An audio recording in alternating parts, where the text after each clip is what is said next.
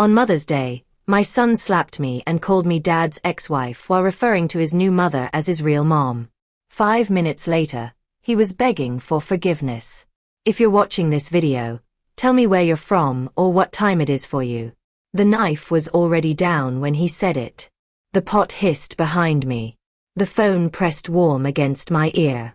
I stared at the steam and tried to make my voice kind. 3 hours is fine, honey. He exhaled like a busy manager wrapping a call. I'll get there at noon. I need to leave by 3. Dad and Vivian have a garden thing. Also, can we keep it light? I don't want to talk about your situation. I turned the burner low. The spoon tapped the rim. Light sounds nice. Good, he said. Okay, Vivian's calling me for dinner. Then the line died. No goodbye, no linger. I stood there in the quiet. The carrots had dried at the edges. The house clicked and settled. I wiped my hands and looked at the single bowl by the stove. I had set it there out of habit. 1 bowl, 1 spoon, 3 hours. On Mother's Day, I cleaned up the kitchen because that is what I do when my hands need a job. The towel hung from my belt loop. The knife slid into its sleeve. The clock over the fridge stuttered toward 8. I told myself to breathe. It helped a little. On the coffee table, albums waited like old co-workers. I pulled one. I let the leather crack under my thumb. There he was, gap-toothed and grinning at a zoo railing. There we were, younger, a team. I put the book down before the warm turned to ache. The phone rang again the next afternoon. Not the phone actually, my doorbell. 2 quick chimes. I was in the back garden with my knees in the dirt. I wiped my hands, came around the corner, and saw his Audi at the curb. Marcus never came early. He never came without texting. He stood on the stoop in a sharp blazer, portfolio tucked tight. So, Mom, can we talk? Always, I said, and tried to smile. Inside, he spread charts across my coffee table. Arrows climbed. Boxes were neat. He had that bright spark I used to see when a project finally clicked for him. A consultancy, he said. Digital presence for small shops. They're drowning. I can help them. I have 3 warm leads. I listened. The room felt smaller. The lamp hummed. The carpet needed a vacuum. He was alive in that way that sells a thing before the figures even land. I need to move fast, he said. And I need 100,000 to do it right. I set my cup down because my hand had started to shake. He kept talking. Lease, gear, legal, launch. These projections are conservative, he said. Break even by month 14, profit by month 20. I tried to bring air back into the room. That's a significant sum. He touched my forearm the way he used to when he wanted help with science homework. I know you believe in me. You always did. I looked at the upward line. I looked at him. I heard myself say, I'll try to figure something out. His smile lit the whole house. I knew you would. Sunday would be perfect for an answer. Monday at the latest. Sunday. I said. Mother's Day. Of course. After he left, the quiet returned like tide water. I carried the portfolio to my small office and set it by the keyboard. The chair creaked under me. The old desktop fan spun up. This was my skill set now. Open, count, face, repeat. Checking account first. I read the number twice. Bills would take a bite next week. Savings next. The sum rose like a small hill. Not nothing, not enough. I opened the safe. I counted the bills that make you feel prepared until you do the math. Total liquid 25,000. I wrote it on a yellow pad so the truth could stop sliding around. Under it, another line. Need 100,000. Gap 75,000. I rubbed my eyes and opened the retirement portal. The figure there might as well have been across a river. Penalties, taxes, explanations. I could sell the car. I could sell furniture. I could sell the pearl necklace my mother left me and pretend that wasn't the last thread to her. I tried to imagine calling him back and saying no. My throat closed on that word. So I did what nurses do. I sketched a plan. Morning bank, late morning old colleague, afternoon nursing school friend. If doors closed, try the antique woman on the corner. No new debts I could not service. No magic, just steps. Would any of it matter by Sunday? The bank lobby smelled like floor polish and paper. A young officer called my name. Her blazer was tidy, her hair pinned back, her voice careful. I laid out documents like tools. She typed. She tilted the screen. Your credit is okay, Mrs. Dorothy. Without active income, unsecured at that amount is unlikely. How unlikely? I asked. She folded her hands. Very. What about a line on the house? That can happen, she said. 3 to 6 weeks. Appraisal required. Underwriting queues are long. 3 to 6 weeks, I repeated. I'm sorry, she said, and her eyes looked like she meant it. Back in the car, I wrote bank no on the pad. I circled it once and put the car in drive. Patricia met me in a booth with tired vinyl. We used to share hospital shifts and late-night emergencies. She stirred her coffee too long. I want to help, she said. We had medical stuff last year. I could maybe do 2,000.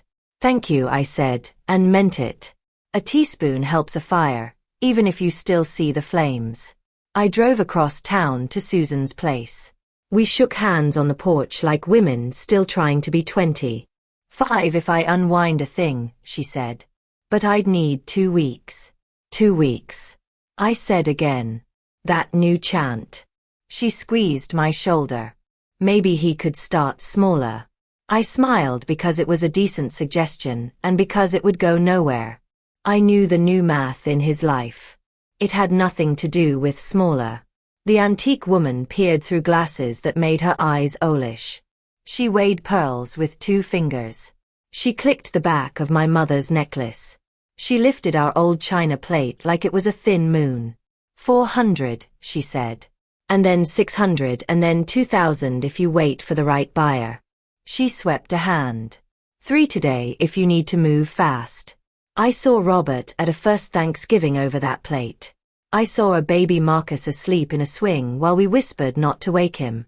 I closed the lid on the box. Maybe later, I said. Home again, I put the pad back on the table and did the addition like a woman who hopes numbers will behave differently if she is polite. Savings 25,000, Patricia 2,000, Susan 5,000, but not now. Antiques maybe 5,000. Best case 37,000. Gap 63,000. I drew the gap thicker until the paper tore.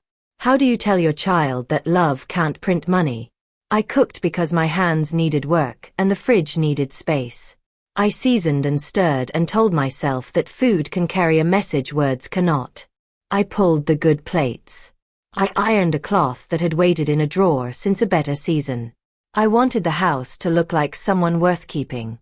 The doorbell rang at noon on the dot. I checked my face in the hall mirror and opened the door. Marcus stood smiling.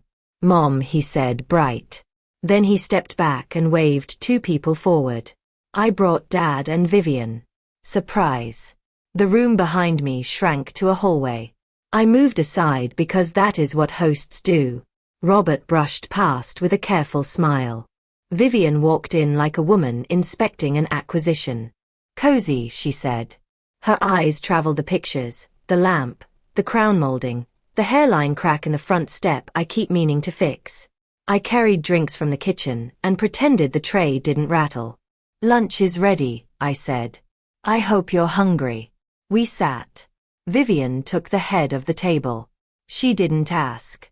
Marcus slid in beside her without thinking. Robert chose the spot across.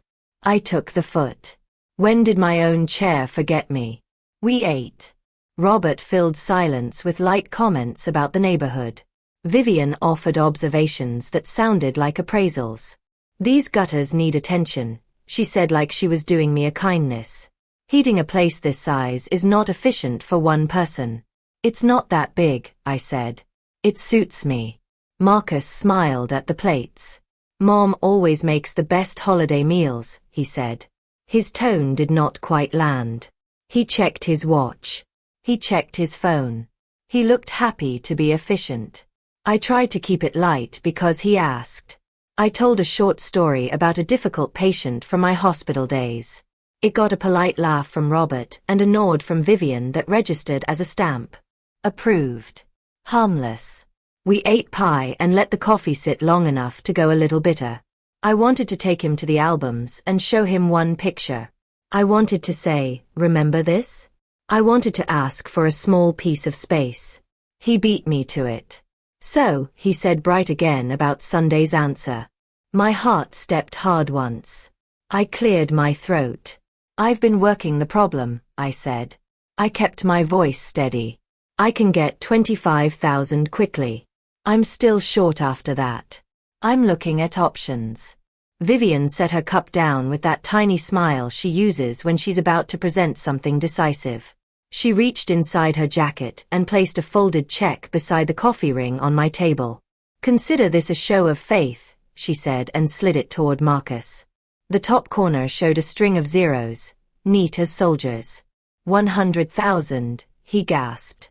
His hands flew to his mouth the way they used to when puppies walked by our fence. Are you serious? Of course, she said. We believe in you. We. He hugged her. Thank you, he whispered. You're a real. I heard the rest coming like a storm that had been building all year. I put my napkin down. I folded it once so my hands would not shake. Marcus, I said gentle. I've been trying. He turned toward me, face lit and then hardened. 25. That's it. After 33 years. My mouth opened and then closed. The room tilted. I saw my hands on handlebars teaching him to ride. I saw a thermos of cocoa at a winter concert. I saw a science project spread across the table because he wanted to know how circuits move. None of it had zeros on it. All of it felt heavy. Robert's breath hitched. Vivian's eyes flicked between us, interested the way women are when they know they've won a point. I took a breath. I'm still looking, I said. I went to the bank. I met Patricia. I met Susan. He cut me off with a small shake of his head. You always have reasons. The room held still. The coffee cooled. Somewhere in the house, the heater clicked. I felt something steady rise in me. It wasn't anger. It wasn't surrender. It was the thing that got me through nights on a hospital floor when the patient was critical and the fix was there if I kept my head. I looked at him, the person I love more than my own comfort. Marcus, I said, I hear you. I can't print money. I can tell you what I can do and what I can't. His eyes shone with a mix of triumph and something that looked like fear. Vivian leaned back, satisfied. Robert traced the rim of his cup with a finger. I stood because my legs needed out of that chair. Let's get some air, I said to Marcus. The herbs need water. On the patio, the sun hit the cracked stone path I laid after the divorce. The rosemary brushed my calf. I closed the door soft so the others didn't have to hear what came next. Why bring them without asking me? I said. He crossed his arms. Because we're a family. We are, I said. You and me. That started long before today. He looked past me at the fence. Vivian wanted to see where you live. Dad did too. This was our time, I said. You gave me that and now I'm sharing it. He shifted. The old tell with his collar came back. It's better this way. No drama, no heavy stuff. You brought heavy, I said, and kept my voice even. You brought a check with a camera flash. He blinked. Don't be ungrateful. I watered the basil so my hands had a task. The water arced and darkened the soil. I remembered a 7-year-old on my shoulders chanting, I'm tall, Mom. I'm tall. It made my throat hurt. Sunday was for you, I said. I was going to make your favorite roast. I was going to show you a picture. You were going to tell me about your clients. We can still do that, he said, already glancing toward the door. But first, we need to settle the business. Words matter. Orders matter. I heard his in the order he meant. I turned off the hose and let the last drops fall. I'll tell you the truth, I said. I can do 25,000 without breaking the boat I'm still sailing in. Anything beyond that, I risk the roof. He frowned. Vivian didn't hesitate. I'm not Vivian, I said. We both stood there in the warm, quiet. Inside, cups tapped saucers. A plate shifted. Footsteps crossed hardwood. The house carried the sound of a life that kept moving whether you were ready or not. Marcus checked his watch again. We should go in, he said. Vivian hates cold food. Of course she does. I held the door. He stepped past me and back into the choreography. I followed and took my seat at the foot of my table. Vivian smiled like a woman closing a file. Robert didn't meet my eyes. The clock over the fridge clicked. The second hand twitched. The air in the room had changed. I could feel it in my jaw. We had 90 minutes left. Saturday started with paper. I laid out every bill on the dining table like gauze from a wound. Utilities, insurance, the little note I leave myself about property tax in October. I wrote numbers in a column. I totaled twice. The pen left a groove. I tried the credit union across from the pharmacy. A man in a pale tie listened, then tapped a keyboard that seemed to tell him what to say. With your current income profile, he said, a secured option is the path. Appraisal. 3 weeks. Weeks. I smiled so he didn't have to say it again. I parked by the river and made calls. Old co-workers, a cousin I haven't seen since a wedding where we both danced like we knew how. I kept my voice clear. I did not tell a sad story. I asked for short-term help and gave exact terms. I can send 500, one said. Next Friday. 2,000, another said, but it ties my hands if our car dies. I'll pray, the cousin said, kind. And I thanked her because prayer is a form of attention, and attention is not nothing. I filled 2 lines on the pad with small sums and dates that did not land in time. What good is a bridge that stops in the middle of the river? At home, I opened the safe again and looked at the necklace. My mother's name was inside the clasp, sharp even after years. I held it to the light. It still caught the sun. I set it down and closed the lid. Some gaps you fill with money. Some you fill by not selling the last thread to a woman you loved. In the afternoon, I checked the consultancy plan again. Marcus's charts were neat. His notes had that same decisive hand he used on high school lab reports. Lease, gear, launch. I underlined launch. I circled clients. I wrote a question in the margin. How many are signed? I did not call him. I cooked instead. The roast went in at 4. The house took on the smell he has always liked. I cleaned the front step where the cement split in a line. The crack looked like a thin map of a river I could not cross. I slept badly and woke early. I ironed the cloth. I put the albums within reach.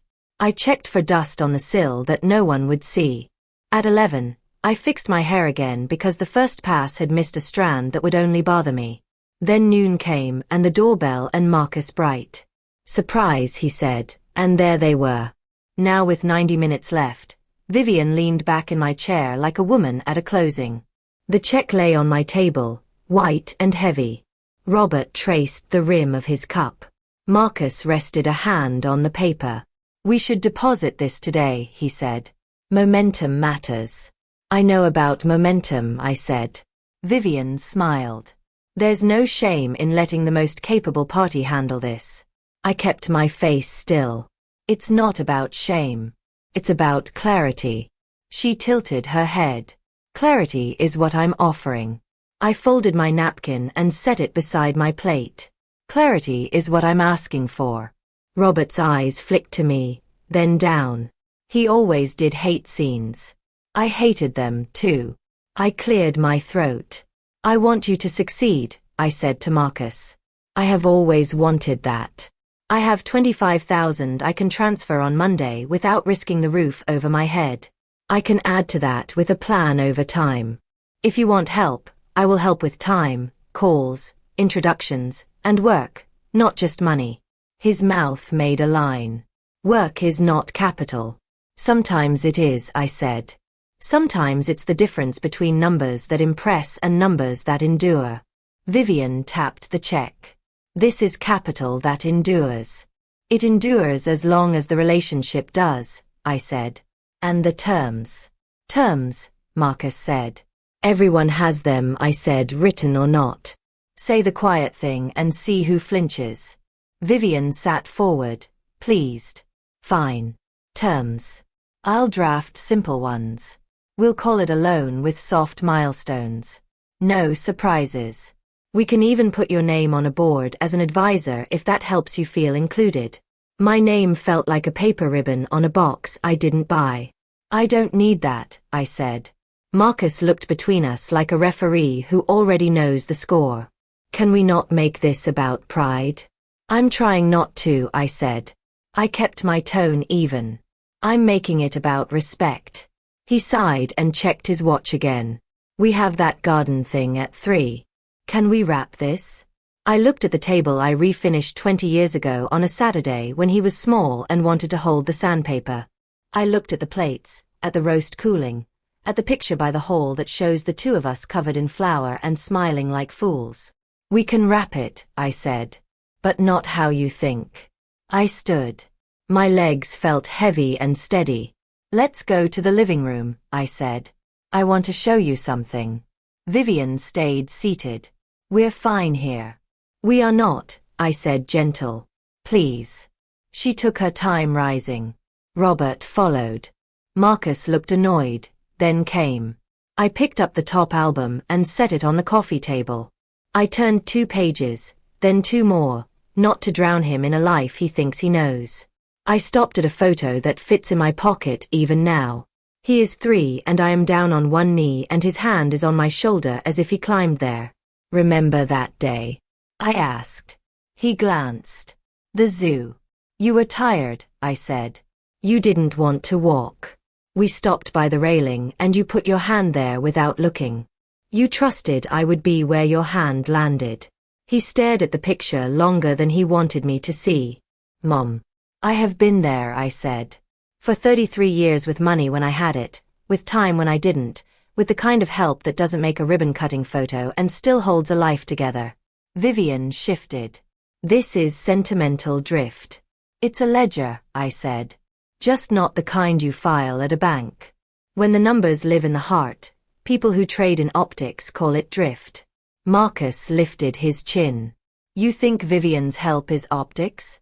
I think it's help with conditions I don't fully see, I said. Maybe good ones.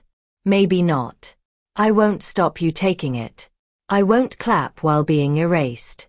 Erased, he said. No one is erasing you. You started the day by scheduling me like a haircut, I said. You brought guests to a private meal without asking. You set the terms of love as money on a table I paid for. It feels close. Silence opened like a door. Robert exhaled. Vivian's jaw moved once. Marcus's eyes shone. I'm trying to build something real. I know, I said. So am I. He folded his arms. What do you want?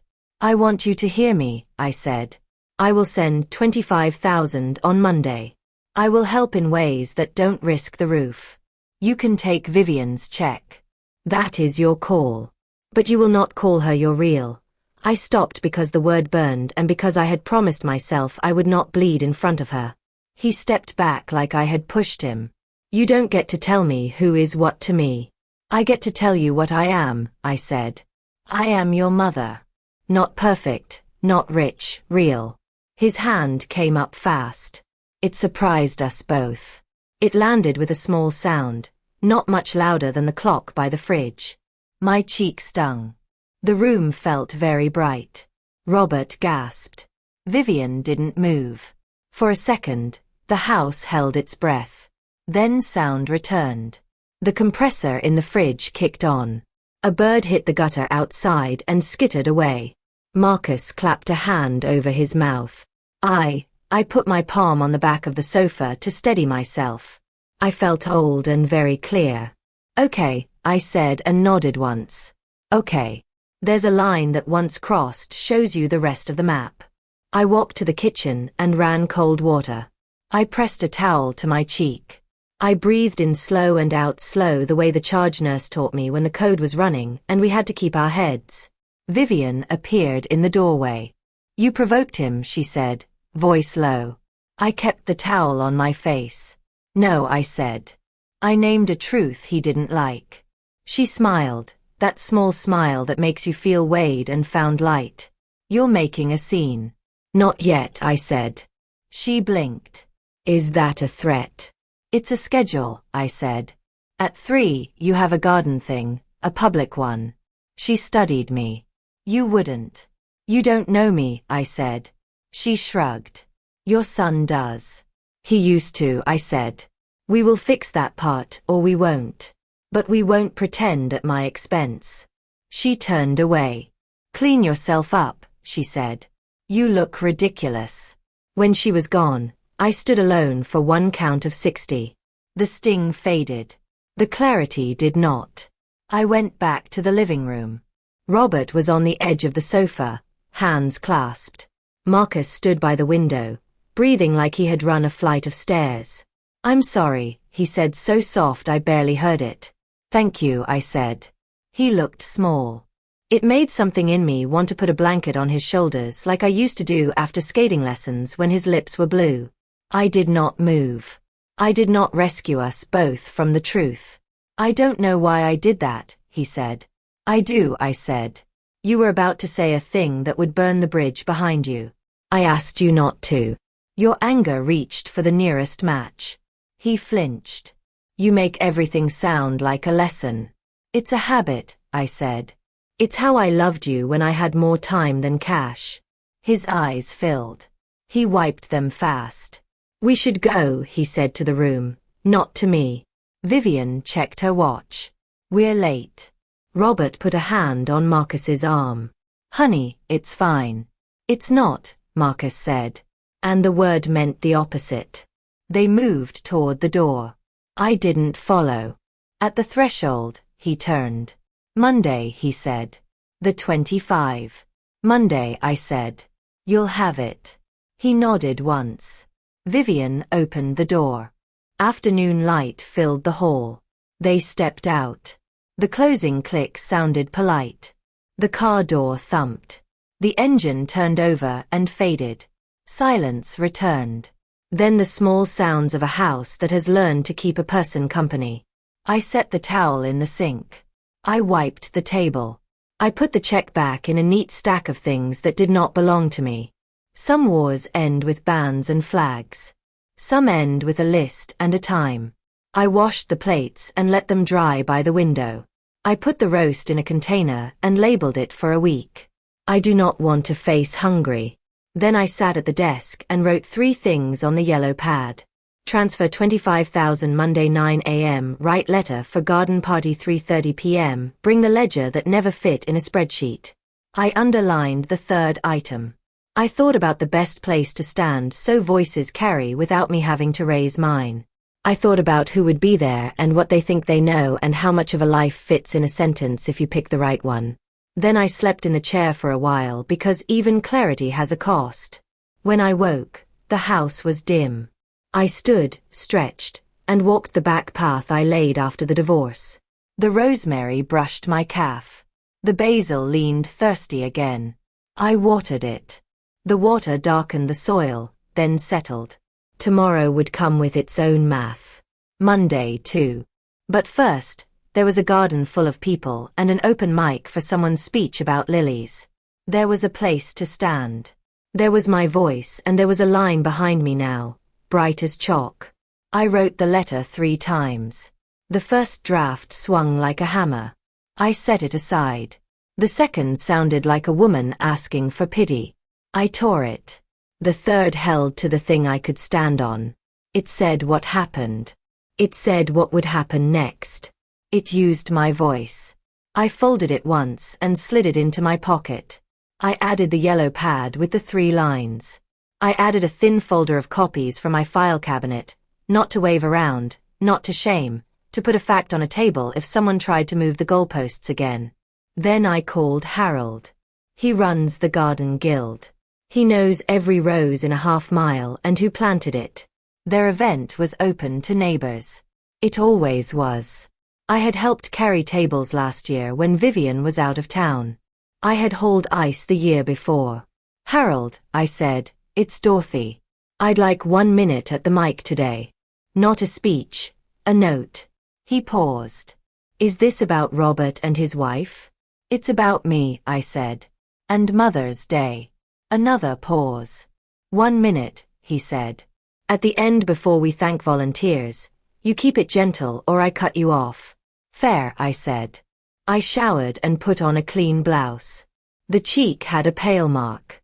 The bathroom mirror added 10 years I didn't need. I tried a different collar. It did nothing for the mark. I left it. Truth has a face. On the way out, I watered the basil again. It still leaned. Plants do not care about your big moments. They need water or they don't. If you cannot carry your own name into a room, you should not carry a letter. I walked the 6 blocks with my hands in my jacket pockets.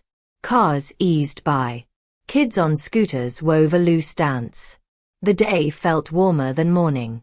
I passed the pharmacy where I used to buy supplies in bulk and the salon where Marcus got his first cut that did not come with tears.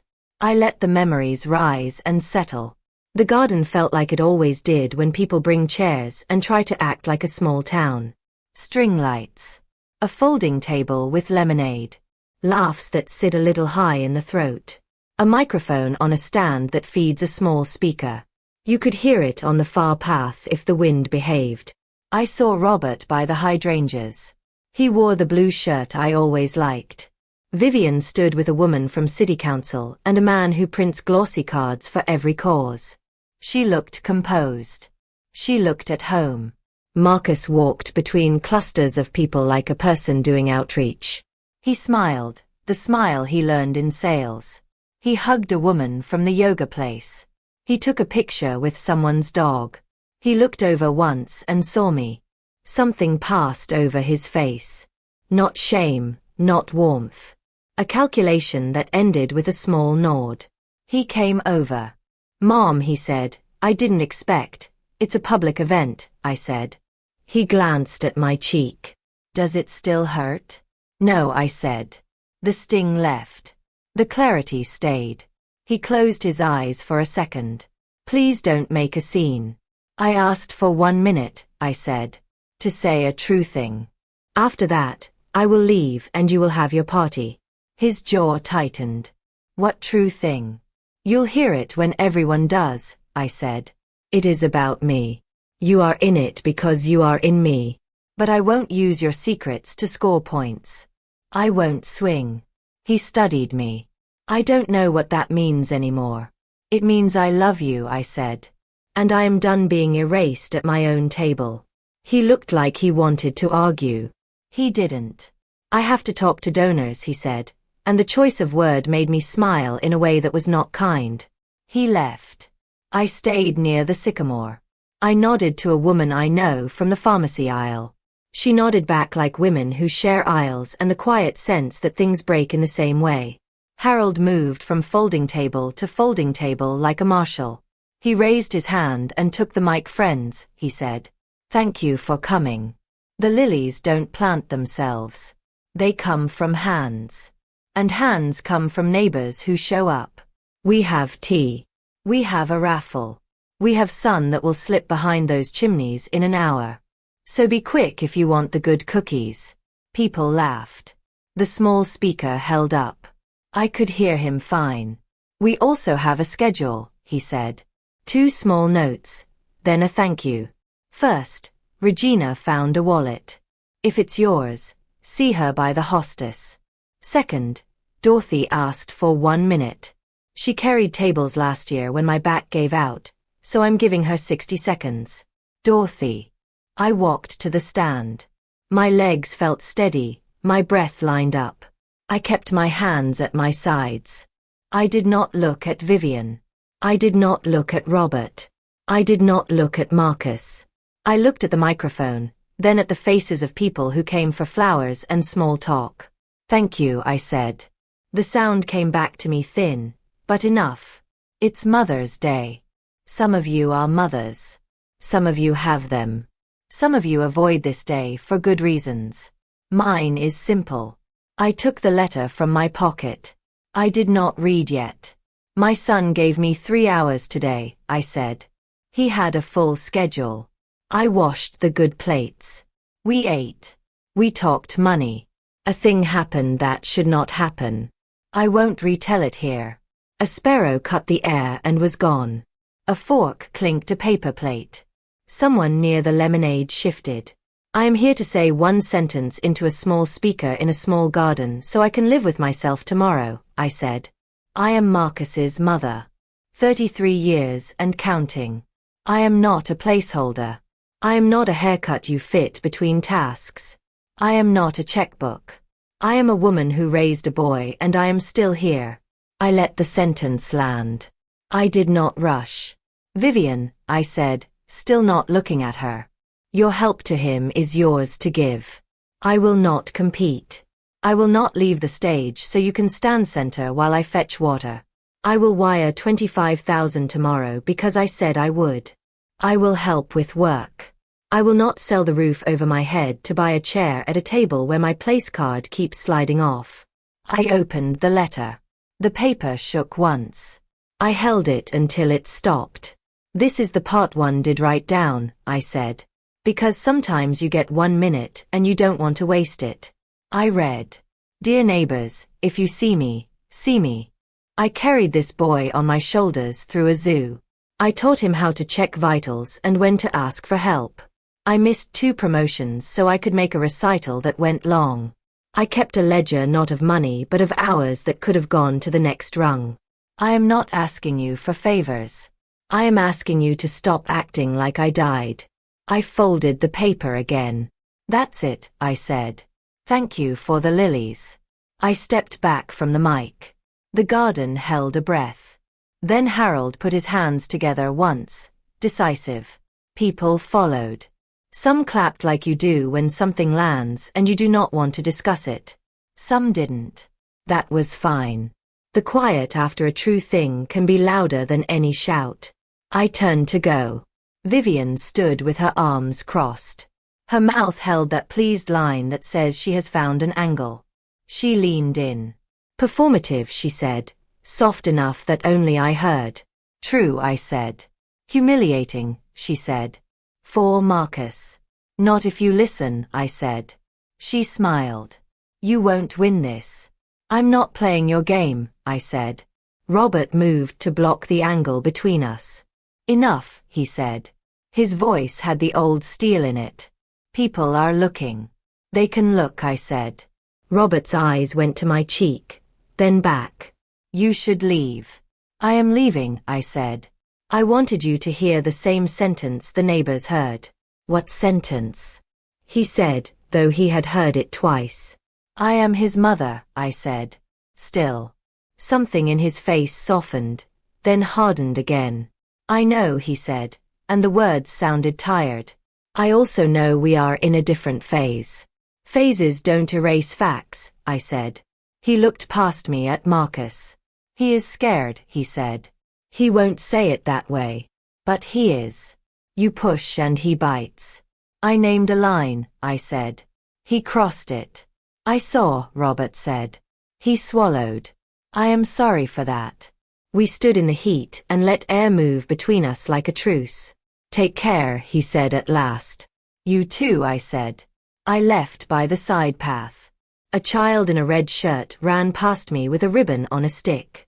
It made a whisper in the air. At the corner, I looked back once. Marcus stood by the lemonade table, staring at the ground like it might answer a question. At home, I set the letter on my desk. I took the folder from my jacket. I put it back in the file drawer.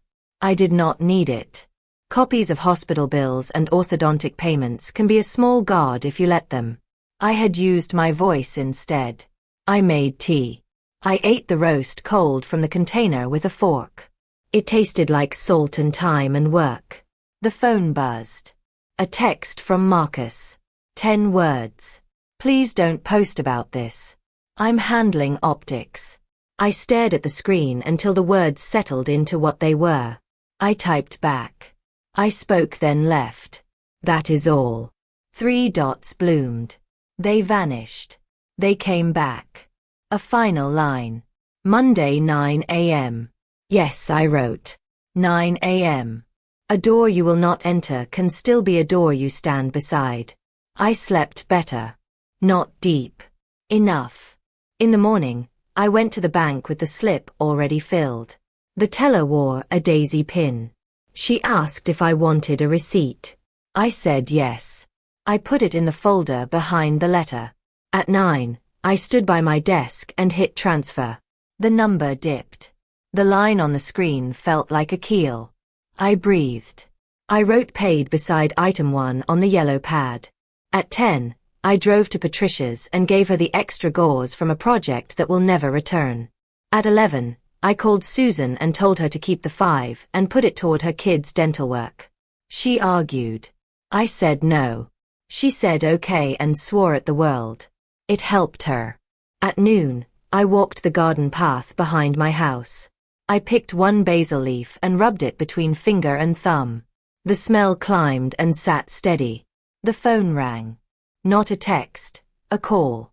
I answered. Dorothy, I said. Mom, Marcus said. His voice was small. Not a boy, not the sales voice. A person with a bag too big for one arm who finally asked a stranger for a hand with the door. I wired it, I said. You should see it soon. I know, he said. Thank you. We both waited.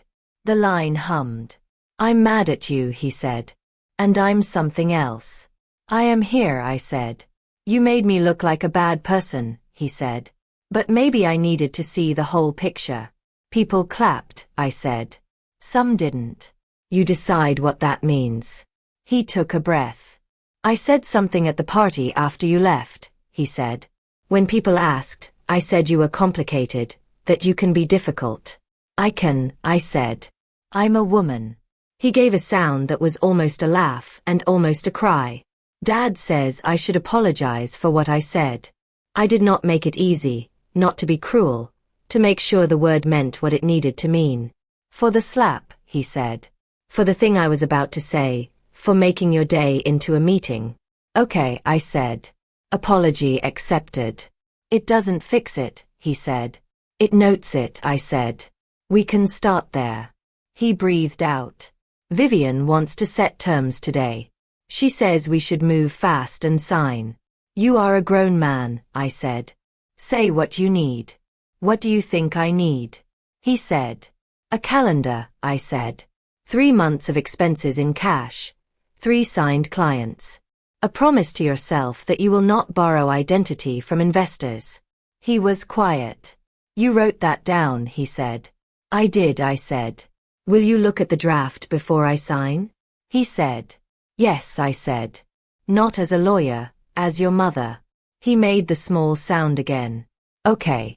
Bring your ledger too, I said. The one with hours, not dollars. I don't have one, he said. You do, I said. You just need to write it. Money runs a business. Ledgers build a life. We picked a time. We hung up. The house made its small sounds again. The city moved outside. The basil leaned toward the window. I sat and opened a fresh page on the pad. At the top, I wrote part 6, though no one but me would ever see the parts. Then I drew a small box beside the word voice and filled it in. There was work to do, not dramatic work. Calls and drafts and eggs in the pan. Dignity does not shout every hour. It stands. It breathes. It checks the lock at night and waters the plant in the morning. It shows up to the next thing. The next thing was a draft from Vivian that would arrive full of smooth terms. I would read it. I would circle what would break his boat. I would hand it back. He would choose. He always had. And I would remain what I was. Not perfect, not rich, real. The draft came that afternoon. Subject line, simple terms. The body held 2 sentences from Vivian and an attachment that was not simple. I printed it and put it on the dining table where the roast had cooled the day before. Marcus called before I finished page 3. Can we meet? He said. Today. Yes, I said. Bring a pen. We met at the coffee shop with the faded awning. The booth was tight. The table rocked. I kept a finger on the far corner so the cups wouldn't rattle. He slid in across from me, hair pulled back, eyes tired. Vivian came a minute later, crisp as a new bill. She set her phone face down and took the aisle seat like a woman guarding an exit. We'll be quick, she said. Busy day. I'll be plain, I said, and placed the contract between us. I tapped the first page. No personal guarantee from you, I said to Marcus. No lien on your future wages. If the venture fails, it fails. You do not fail. Vivian smiled without warmth. Standard protection. Standard for banks, I said. You are family. Marcus watched our faces like a ref watching hands. Keep going. Second, I said, no veto that lets one investor control every buy. You can ask advice. You do not hand over the wheel. Vivian lifted a brow. Accountability matters. So does trust, I said. Set a monthly review, publish a budget, but the day-to-day stays with the person who actually works there. Marcus touched the page. What about the interest? Make it fair, I said. Not a rate that turns fear into a second job. Vivian's smile thinned. Do you propose a number? 4, I said. No compounding. She wrote it down like a teacher humoring a child. Next. 3rd, I said, and turned to page 2. No lease until you have 3 signed clients who pay on time. Month-to-month space until then. Buy only what serves the first 3. Keep the rest in cash. That slows growth, Vivian said. It avoids a funeral, I said. Marcus rubbed his temple and then nodded. Okay. 4th, I said. No advisor titles for me. No board seat for Vivian until there's a Rayol board. We keep our names out of places that confuse roles. Vivian looked amused. You will pass on status. I already have one, I said. Mother. She leaned back. These demands are colorful. They are simple, I said. They protect the person doing the work.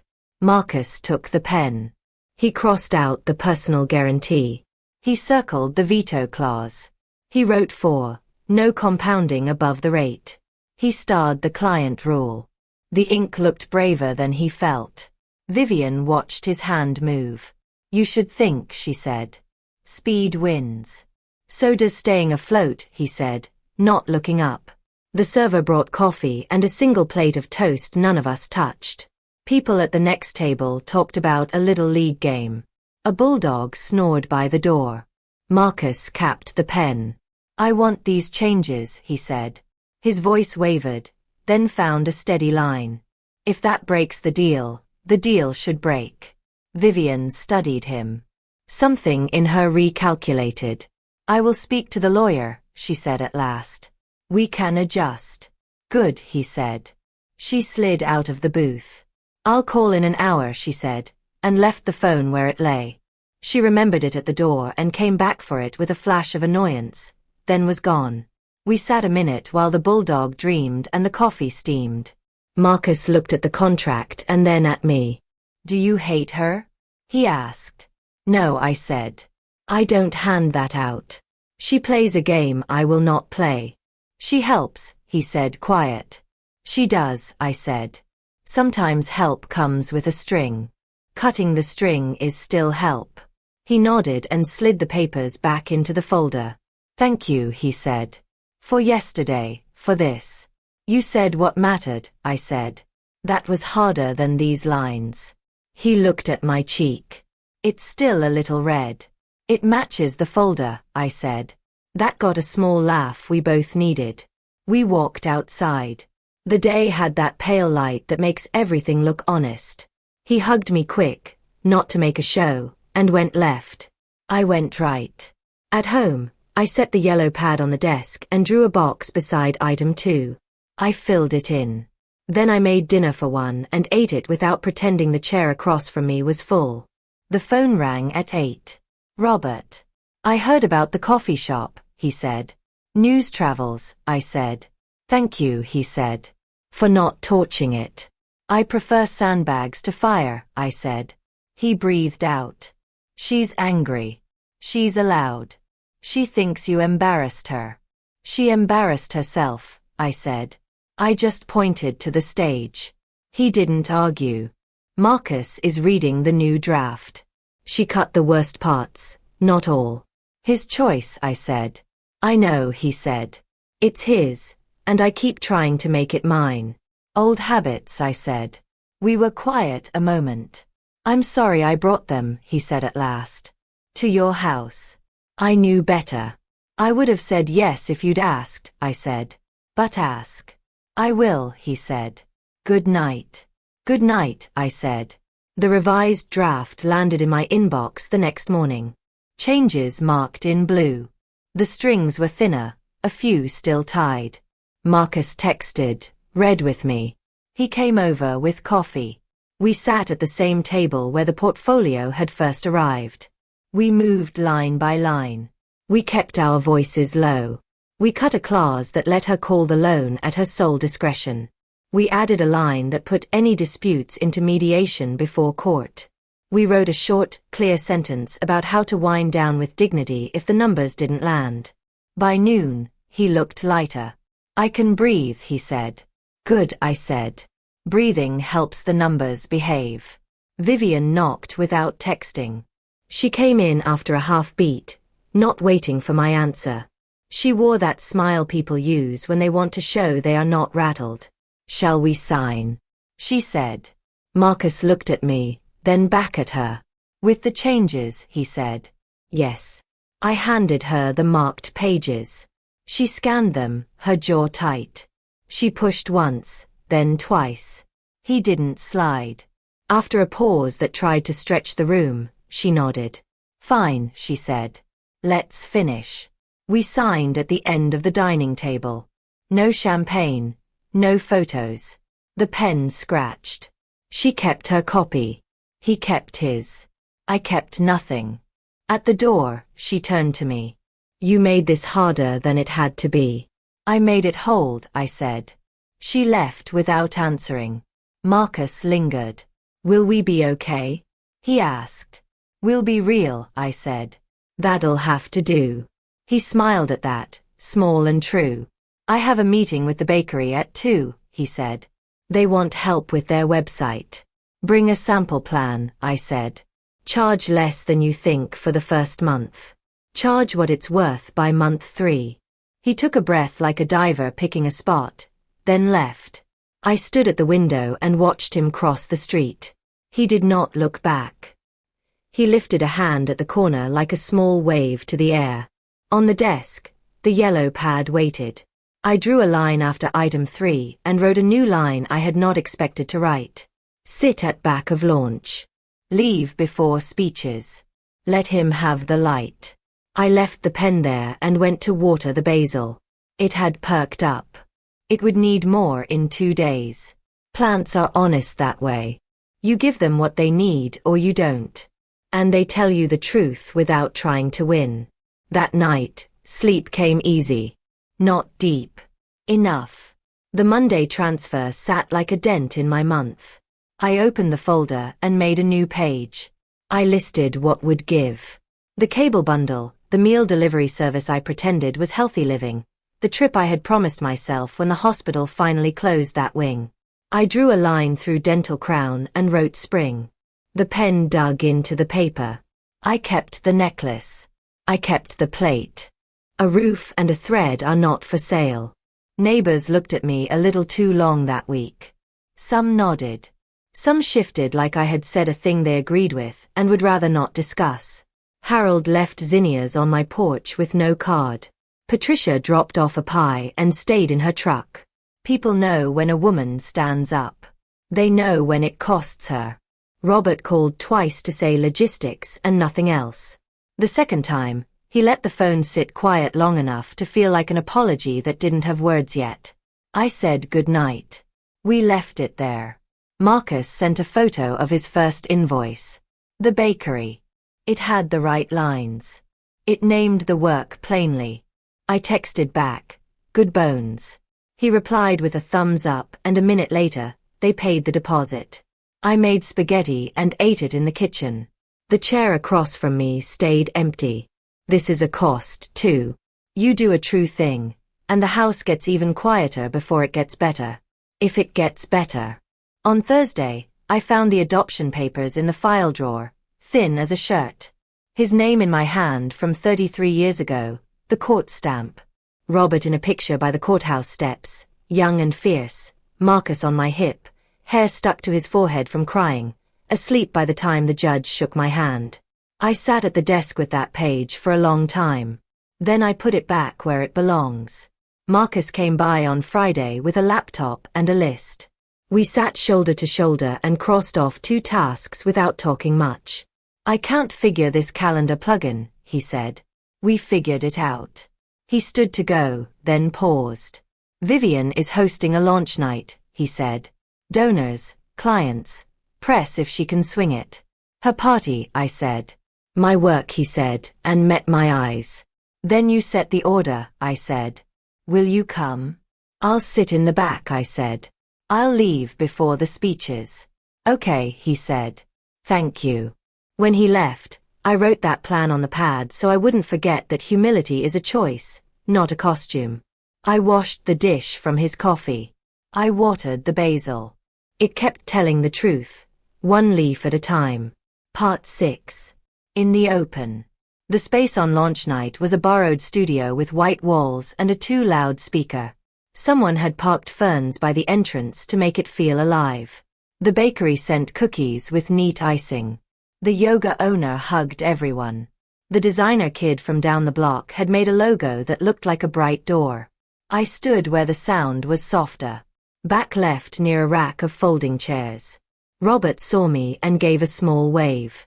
Vivian stood at the center of a circle talking fast. She wore a pocket square no one needed. Her hand landed on shoulders. Her laugh cut the room like a coin on glass. Marcus moved from person to person with a clipboard and a stack of sample plans. He was himself when he talked about work. The sales voice dropped. The hands started. He looked like the kid who made a pulley out of jump rope and a laundry basket and explained why the doll had to reach the top shelf today. He saw me. He didn't come over. He didn't have to. I lifted 2 fingers and he nodded and kept moving. Good. A man from the council spoke first, then a woman who prints the glossy cards. Vivian stepped up for a moment and thanked family, friends, and partners and kept it smooth. She said our venture twice. People clapped because people clap when a suit holds a microphone. Marcus took the mic last. He held it too close, then found the distance. He had notes, but he didn't look at them much. Thank you for coming, he said. The plan is simple. Small shops drowning in online chaos and me building them a clean human presence so they can do the thing they're good at. We start with 3 clients. We earn 5 more. We grow as the work holds. He told one story about the bakery and their early morning deliveries that never made it to the website. He smiled when he got to the fix. He didn't oversell. It sounded like craft, not magic. Then he did a thing I did not expect. My dad and Vivian have helped, he said. Money, a room like this. Doors I didn't know how to knock on. Thank you. He looked at me. He didn't make me come forward. He didn't point like I was a prize. He held the room and leveled his voice. And my mother taught me how to check vitals and when to ask for help. She taught me to name what I can do and what I can't and to keep the roof over my head while I learn. She gave me what she had and she kept what she needed. And that is love too. Mom, thank you. People turned to look. Some clapped. Some didn't know where to look. I nodded once. I did not move. My hands stayed at my sides. My cheek was no longer red. My name fit in my chest. He finished with a short line about opening hours and his email. No drum roll, no confetti, just a person standing by his work. I left before the selfies. At the door, I put a small stethoscope in a plain envelope with his name and a note for the first drawer at the shop. Use it. Put it back. I set it on the table by the ferns. No one saw. Outside, the air had that cool after heat. The streetlights clicked on. I walked home past the salon, the pharmacy, the river. My phone buzzed once. A text from Robert. Good words. Another from an unknown number that turned out to be the bakery owner. Your boy is the real thing. I wrote back. I know. At home, I washed a cup and turned off lights. I sat a minute in the dark kitchen and listened to the house settle. I thought of the ledger I told him to start. The hours, not the dollars. I pulled a fresh card from the drawer and wrote 3 lines for mine. Sunday Garden spoke once. Monday wire 9 a.m. Friday back row left. I slid the card behind the adoption papers. I closed the drawer. The phone rang. Not a text, a call. Mom, he said. The room around him sounded busy. Did you leave a stethoscope on a fern? I did, I said. He laughed for real. Of course you did. Are you home? Yes. Don't hang up, he said. I want to tell you about a client who brought me a box of receipts in a shoebox and said, "This is my internet. It's a mess. It's perfect." I leaned back and let the sound of him carry. I said, "Tell me and good and try this." And sometimes nothing at all. Later, when we ran out of words, he said, "I'm sorry I tried to hire a mother. I'm sorry I tried to buy a..." "Thank you," I said. "We're even." He said, "Better than even." "Sleep," I said. "You too," he said. "Love you." "I love you," I said, and the call ended the way a day should. I turned off the porch light. I checked the lock. I watered the basil because plants do not care about your launch. They need water or they don't. The soil darkened. The leaf held the last drop and let it go. In the quiet, I understood the win and the cost. I would miss a trip, a crown, a kind of peace that comes from not speaking. In its place, I had my name said out loud in a room I didn't control. I had a seat that fit even in the back. I had a roof. I had a ledger.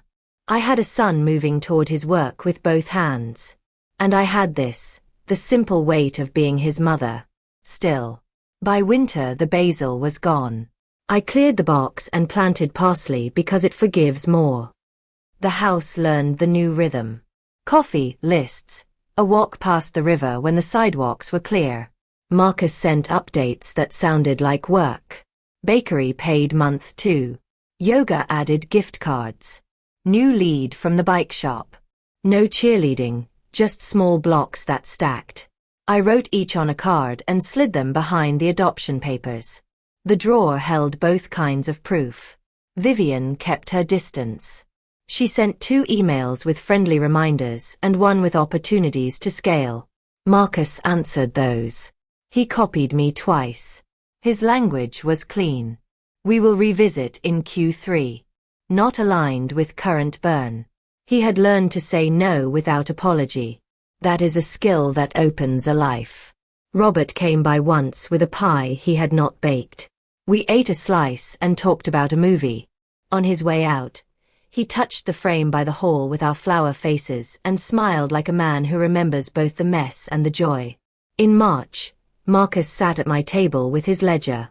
Not the one for taxes, the other one, pen on paper, hours and choices. I worked 12 on Saturday, he said. 2 were chasing a client who will never pay on time. That's on me. He scratched a line through the 2 and wrote no more beside it. You can bill for a boundary, I said. He grinned. You always say that. It's always true, I said. By May, 3 clients had become 7. He kept the lease month to month. He paid the designer kid more than he asked and less than a fantasy. The calendar plugin stopped crashing. The bakery sent bread ends in a paper bag with "For your mom" written in a loop. One night, he came late with takeout and a small box. "Close your eyes," he said. And I did, because some orders are gifts. He set the weight in my hand. The necklace cleaned and rest-wrung. The clasp changed. My mother's name inside, still sharp. "It kept catching," he said.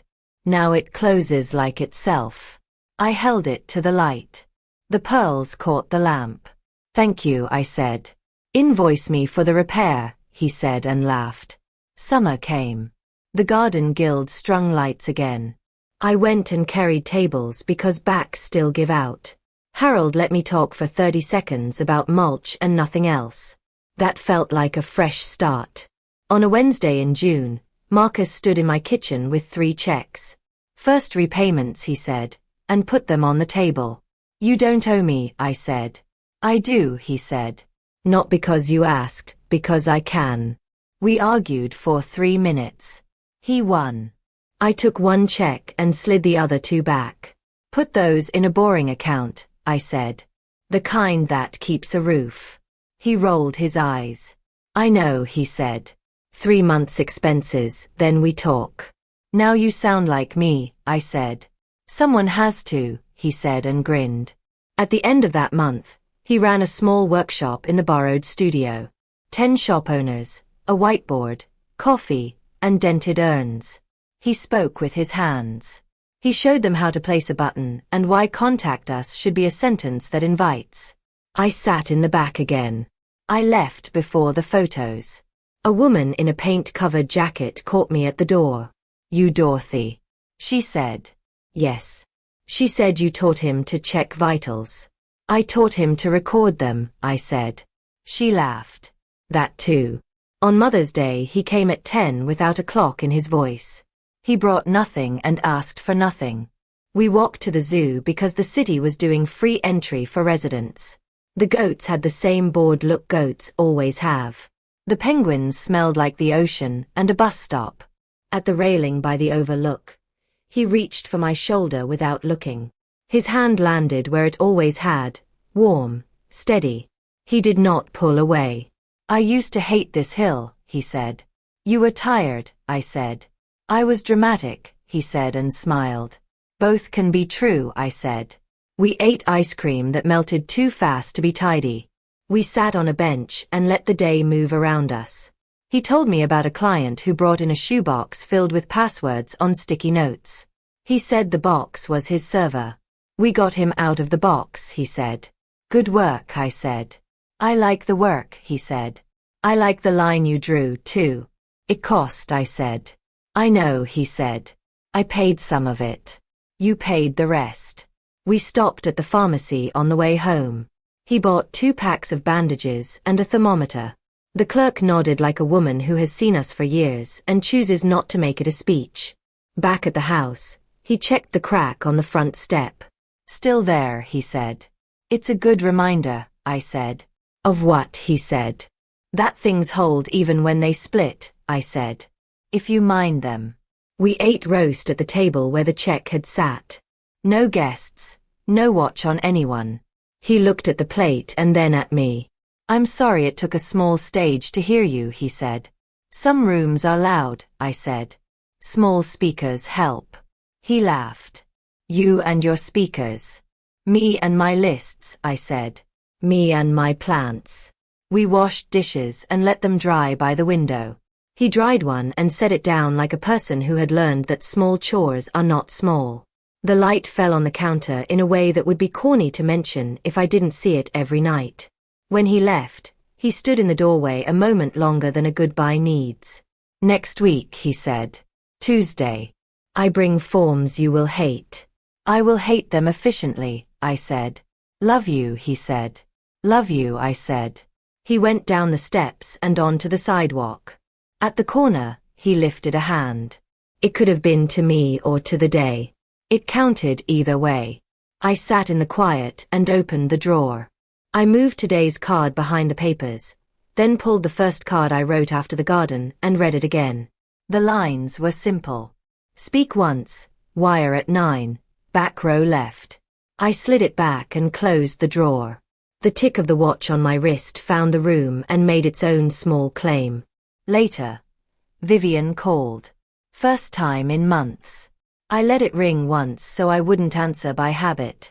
Dorothy, she said. We're planning an expansion. Investors want bigger stories. I assume you know, I said. She paused. To what? To whatever you are about to ask me to pretend I want, I said. Marcus can tell his story. I am not a prop. You think too little of me, she said. I think enough, I said. We're fine at this distance. Silence stretched, then clipped. Very well. She hung up. That was that. In August, Marcus moved into a small office with a window that looks at brick and sky. He kept the first stethoscope in the top drawer. He sent a picture of it there. Put it back, the note said. Someone had added always in pencil. I put the phone down and let that sit in my chest until the kettle clicked. By fall, the parsley had gone to seed. I pulled it and turned the soil and planted garlic for spring. It felt good to tend a thing that works on a quiet clock. The night the first check from him paid me back in full, I put the money where my mouth had lived all year.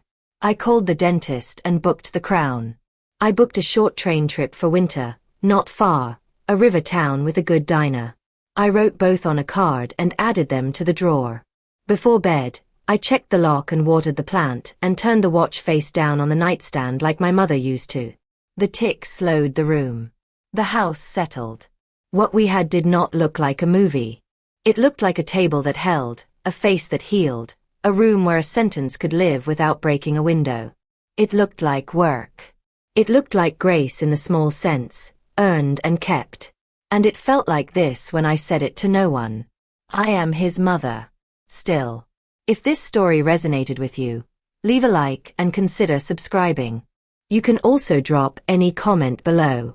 Even just one word. Maybe tell me where you're watching from or what time it is right now. Sometimes one word is enough to say you were here.